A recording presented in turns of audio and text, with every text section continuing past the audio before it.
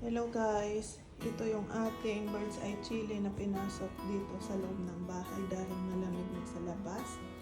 Marami pa rin hinog na bunga. Tatabi nito ay ang ating malunggay. Tapos ito yung ating seedling na fig.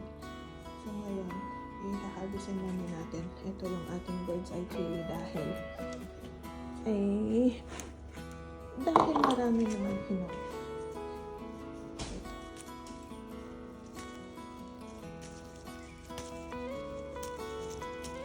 Tapos pamigay natin to dahil madami na kami nito dito sa bahay. Yung aming sinamak, puros na sili at maanghang na. Pamigay na lang natin. Dalawa yung puno ko nito. Sa kabilang puno, nasa labas pa. Marami yung puno.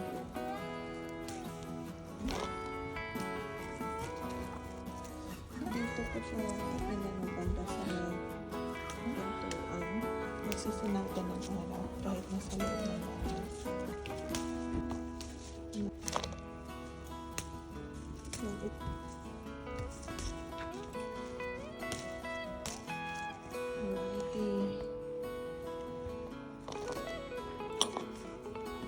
Ito, puros na green yung natira.